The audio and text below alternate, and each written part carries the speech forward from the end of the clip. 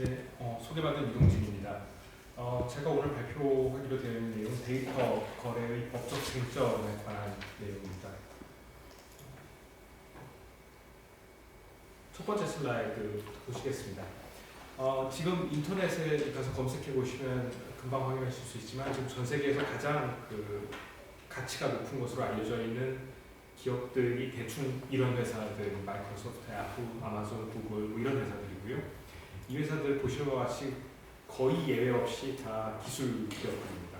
이 회사들이 여러 가지 자산 가치를 늘리고 여러 경제적 활동을 하는 데는 여러 영역이 있습니다만 그 중에 압도적으로 많은 부분이 데이터하고 관련되어 있고 온라인 영역에서 진행되고 있다는 점은 잘 아시리라고 생각합니다. 근데 이 점과 관련해서 어떠한 우려가 있냐면요. 데이터를 갖고 있는 기업이 소수의 기업들이고 이 소수의 기업들이 소수의 기업들이 데이터를 갖고 있고 이 소수의 기업들이 광범위한 데이터들이 이 소수의 기업들에 모여 있다는 우려가 있습니다.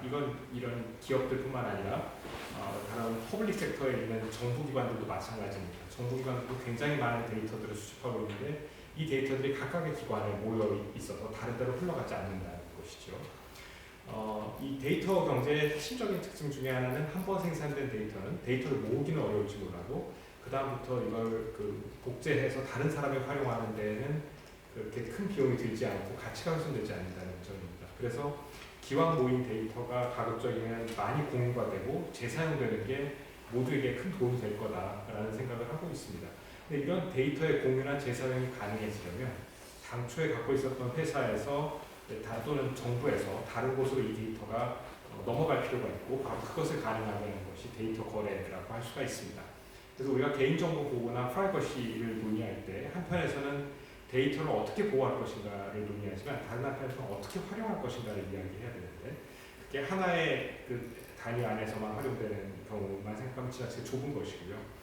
다른 단위로 넘어가서 같이 활용하는 경우를 생각하면 데이터 거래가 필수적으로 요구된다고 할 수가 있습니다. 문제는 바로 이 다음 부분에 있는데요. 현행법상 이 데이터라는 게 사실 굉장히 넓은 적용 범위를 갖고 있는 개념이고 데이터가 실제로 문제되는 분면이 아주 다양하기 때문에 데이터 일반에 관해서 어떤 규율을 가하는 법은 현재 찾아보기가 굉장히 어렵고 앞으로도 아주 빠른 시일 내에 디자인하기는 쉽지 않을 것 같습니다. 그렇기 때문에 이제 결국 데이터를 어떻게 법적으로 규율할 것인가를 이야기하려면은 직접적으로 데이터를 대상으로 하진 않지만 결과적으로 데이터와 관련된 여러 법령들을 다 모아서 살펴볼 필요가 있고요. 이런 여러 법령들이 모자이크식으로 적용이 돼서 전체적으로 데이터 거래 같은 틀을 만드는 게 현재 상황이라고 생각이 됩니다. 그래서 제가 오늘 말씀드리려고 하는 것은 여기에 관해서 어떤 대단한 제안을 하려는 것이라기보다는 현재의 상황이 어떤 식으로 되어 있고 어떤 것들이 쟁점이 되는지 이런 부분들에 대한 말씀을 드리려고 합니다. 이제 뒤에 말씀드리겠습니다만 데이터 거래 자체는 계약하고 관련이 되어 있는 것이고요. 그래서 계약법적인 문제는 사실 생각보다 복잡하지가 않을 수가 있습니다. 근데 오히려 복잡하고 우리가 우선적으로 고려해야 되는 것은 데이터 자체에 뭔가 법적인 규제가 있는 경우에 그걸 어떻게 할 것인가 하는 점입니다.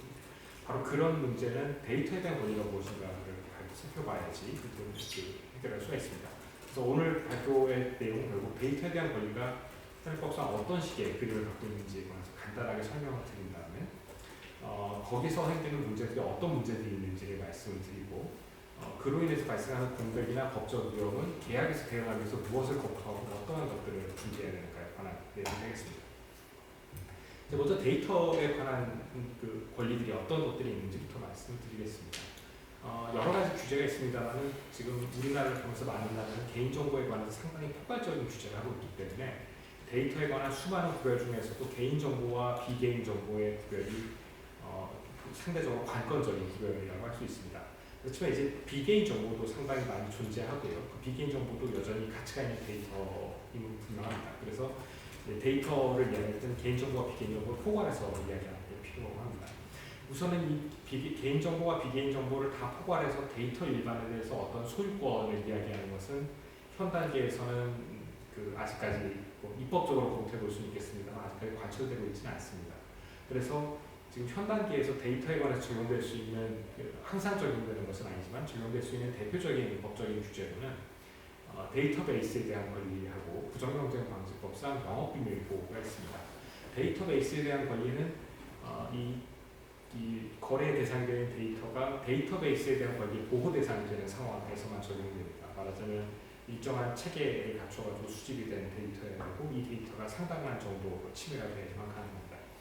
개인정보든 비개인정보든 이 데이터베이스에 대한 권리 침해를 구성하는 경우가 있을 수는 있습니다만 당연히 그런 것은 아니고 상당히 제한적입니다. 또 다른 하나의 예는 영업비밀인데 많은 데이터들은 데이터를 수집한 곳 입장에서는 영업비밀로 보호가 되고 있습니다. 이 영업비밀로 보호가 되는 경우에 주의할 점은 영업비밀은 비밀성을 상실하는 순간에 영업비밀로서의 보호를 잃게 되는 경우가 많기 때문에 그 부분이 하나의 중요한 고려 요소가 되겠습니다. 그래서 이 영업비밀로 보호하는 경우와 관련된 특별한 이 보호 범위를 좀 넓히기 위해서 뒤에 말씀드린 플랫폼에서 데이터를 공유하는 경우에 보호 범위를 특히 넓히기 위해서 일본에서는 부정경쟁 방지법을 개정해서 한정적인 데이터에 관한 보호를 추가한 바도 있습니다. 그 다음에 이제 가장 중요하고 직접적인 규제는 개인정보와 비개인정보의 구별인데요.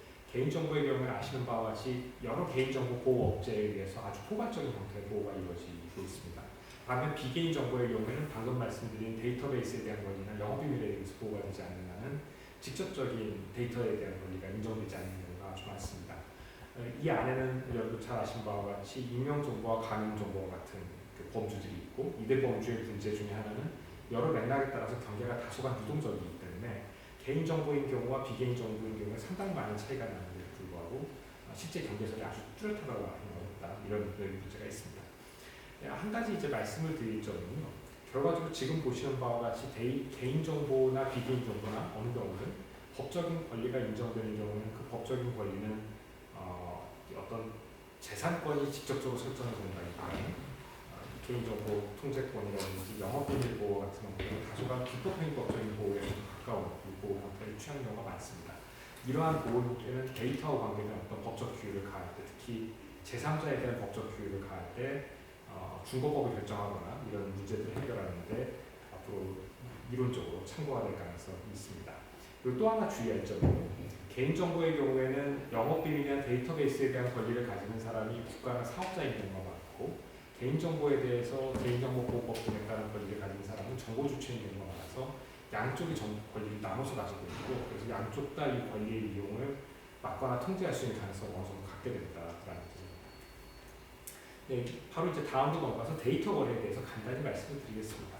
데이터 자체가 아주 넓은 개념인 것처럼 데이터 거래도 굉장히 다양한 유형이 있을 수가 있습니다. 그래서 그 데이터 거래 일반에 관해서 어떤 법적인 쟁점을 이야기하는 게 굉장히 어려운데요.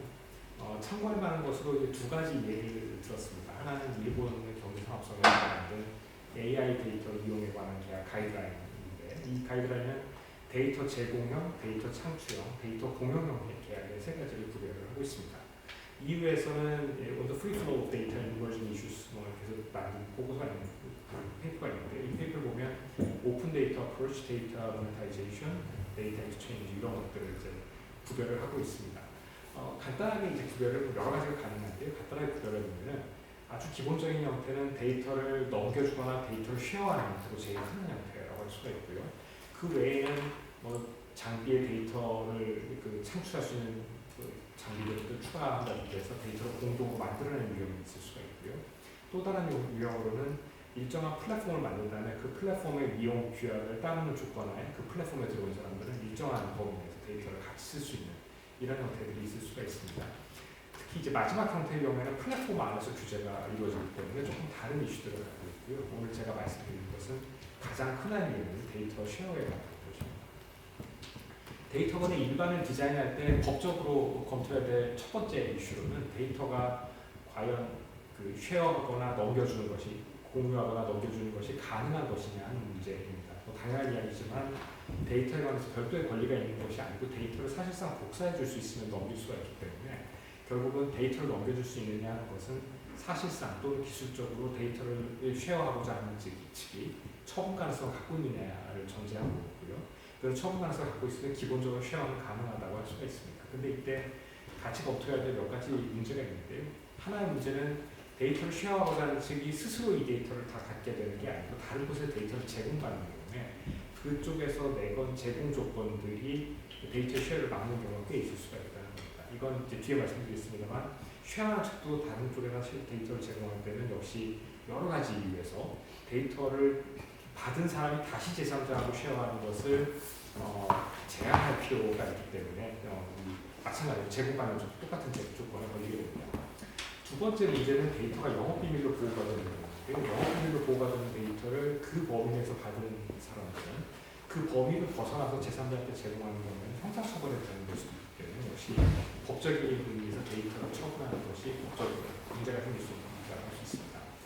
자, 이제 세 번째로 고려할 수 있는 게 저작권이나 데이터베이스권이나 특허권 등에 의해서 이 데이터의 내용 중에 일부가 보호가 되는 경우가 있을 수가 있습니다. 이런 경우에는 데이터를 제공받는 사람도 일정한 범위 내에서 라이센스를 받아 제공받는 것이기 때문에 다시 제3자한테 넘겨서 그 라이센스 범위를 벗어나는 이용을 허락하게 되는 경우는 지식재산권 침해에 대한 책임에 대해서 같이 가담하죠. 그 책임을 같이 지게 되는 일이 생길 수도 있습니다. 그 다음에 또 하나 검토해야 될 것은 데이터가 사실상 제공 가능하다 하더라도 제공하는 것이 적절하냐 그리고 데이터를 제공하는 것이 필요하냐라는 문제입니다. 이와 관련해서 고려할 점은 많은 테크 기업들이 그렇습니다. 데이터를 갖고 있는 것 자체가 그 데이터를 이용해서 할 수 있는 비즈니스의 어떤 그 진입장벽을 형성할 수도 있고 그런 특성들이 있기 때문에 데이터를 많이 제공하게 되면 이 데이터를 갖고 있는 주체의 경쟁상의 의미가 일부 손실될 수가 있습니다. 당연히 이건 이제 거래 여부를 결정할 때 고려 요소 중에 하나로 들어가는 것이고요. 반대편에서 데이터를 제공하지 않으면 안 된다는 이제 압박을 받을 수 있는 요소는 이론적으로 이런 것들이 논의가 되고 있습니다. 어떤 종류의 그 시장에서는 그 데이터를 갖고 있지 않은 시장에서 그 영업을 하고 경쟁을 하는 것 자체가 불가능해서 일종의 필수 설비 이론이 여기에 또 적용돼야 되는 거 아니냐는 논의가 있고요. 그렇지 않다 하더라도 데이터를 갖고 있는 것을 레버리지로 하여서 이 데이터를 제공해 주는 대신에 부당하게 다른 이익을 얻게 되면 거래상 지위남용이 되는 것이 아니냐 하는 논의들이 있습니다.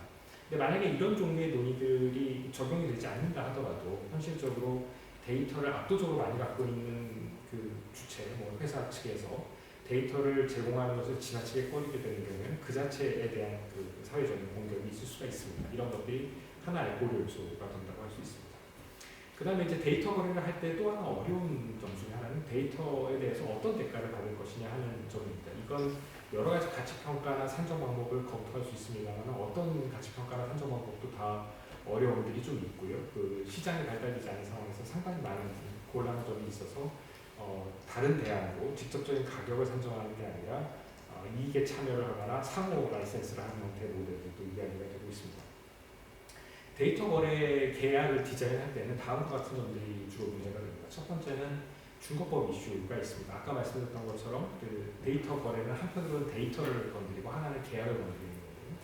데이터 거래 계약 자체는 기본적으로 중거법을 자유롭게 정할 수가 있는데 데이터에 대한 권리가 이 중거법에 일부 영향을 줄 수가 있습니다. 근데 분명한 점은 어느 쪽으로 정하든 간에 데이터 거래 계약도 데이터에 대한 권리도 다 그 어느 나라의 데이터가 소지하는 것인지 뭐 이런 그 법적인 중거법을 정하기 위한 여러 가지 규칙이 모호한 상태이기 때문에 중거법에 관한 합의가 없으면 법적인 분쟁의 위험이 더 커질 수 있다고 볼 수 있습니다. 그 다음에 데이터 거래 계약을 어떻게 선질 결정할 것이냐, 예를 들어 데이터 거래 계약은 어떤 종류의 계약이고 당사자들이 약정하지 않는 어떤 법규가 적용되느냐, 뭐 이런 문제들이 조금 있고요. 거래 대상하고 범위를 특정할 때에는 기술적인 특성 때문에 데이터의 포맷이나 제공 방법 같은 것들을 정해야 되고 특히 제공하는 데이터가 영업비밀의 성격을 갖고 있는 경우에는 제공받는 자가 영업비밀성을 상실시키지 않도록 하기 위한 조치들이 필요할 수가 있습니다. 제공받는 데이터에 다른 지식재산권이 설정되어 있는 경우에는 다시 이 제공받는 데이터를 잘못 이용해서 지식재산권 침해에 대한 책임을 지지 않도록 이용 목적 등을 제한할 필요도 있습니다. 네, 그 다음에 이제 제공받은 쪽이 이 때이터를 어떻게 이용할 것인가와 관련된 문제가 있는데 많은 경우에는 데이터의 가치, 경쟁상의 가치하고 또 여러 다른 권리와의 관계 때문에 목적을 적절하게 특정할 필요가 있고 실제로도 이런 목적 특정 때문에 리유스가 제한되고 있다는 비난을 받고 있지만 많은 경우에는 목적을 특정하고 있다고 알려져 있습니다. 또 다른 하나의 이슈로는 데이터를 활용해서 한 그 어떤 종류의 활동을 제공받는 측이 하게 되면 많은 경우에는 그로부터 새로운 데이터나 새로운 지식재산권이 생깁니다. 이런 파생 데이터나 지식재산권이 누구의 것이 되는가에 관해서는 현행법상 명확한 규정이 없는 상태이기 때문에 그런 파생 데이터들이 어떻게 귀속이 되고 또 귀속되지 않는 측은 이 데이터를 어디까지 이용할 수 있는가에 관해서 규율을 하지 않는다면, 계약에서 규율을 하지 않는다면 역시 법적인 그 분쟁의 소지가 더 커진다고 볼 수가 있습니다. 네, 그 다음에 이제 책임과 관계된 이슈들인데요. 다른 부분은 간단하게 넘어가고 마지막 부분만 간단하게 말씀드리면요. 데이터의 활용은 여러 가지 이유에서 그 활용받는 측에서도 제3자에 대해서 책임을 지는 문제가 생길 수가 있습니다. 이런 경우에 데이터를 제공받는 측이 제3자에 대해서 대외적으로 책임지는 것은 어쩔 수가 없는데 제3의 권리 주체에 대해서 제공한 측에 대해서 그 책임을 내부적으로 인수해달라는 약정을 하는 게 필요할 수가 있고요. 반대로 제공하는 측에서는 이러이러한 문제들에 대해서는 우리는 책임지지 않겠다라는 약정을 하는 것을 검토할 수가 있습니다. 그다음에 이제 좀 더 문제가 되는 것은 그 데이터가 개인정보였던 경우인데, 개인정보인 데이터의 경우에는 제3자에게 제공할 수 있는 법적인 근거가 반드시 필요합니다. 그건 뭐 이미 앞에서 이 발표가 있었기 때문에 간단하게 넘어가도록 하겠습니다. 근데 또 하나의 문제는 뭐냐면 이게 익명정보로든 동의된 정보로든 가명정보로 넘어가든 어떤 경우든 간에 결국은 여러 가지 이유에서 관리적 조치하고 접속 방법의 제한 등을 포함한 여러 가지 관리적 조치를 취하지 않으면 책임 위험이 생긴다는 점입니다. 그래서 이와 관계된 것도 약정에 포함이 되고 이 약정을 집행하기 위한 장치가 같이 들어가야 됩니다. 그리고 개인정보를 제3자에 제공하는 거기 때문에 이러한 종류의 거래를 할 때는 개인정보 보호 책임자가 검토를 할 필요가 있고요. 마지막으로는 개인정보인 상태로 제3자에게 제공하는 경우에는 정보 주체가 나중에라도 이 동의를 철회할 가능성이 현재는 있습니다. 근데 이 정보 주체가 나중에 동의를 철회하게 되면 제공됐던 데이터를 빼야 된다는 문제가 생기고 그에 관한 준비가 필요하고요. 또 다른 하나의 문제는 그래서 정보가 빠지게 되는 경우에 계약의 일부가 결과적으로 이행이 되지 않았거나 중간에 서비스가 중단된 것과 똑같은 상황이 생기기 때문에 어떤 식으로 정산할지에 관한 논의가 필요합니다. 이런 내용들도 계약에는 포함될 필요가 있습니다.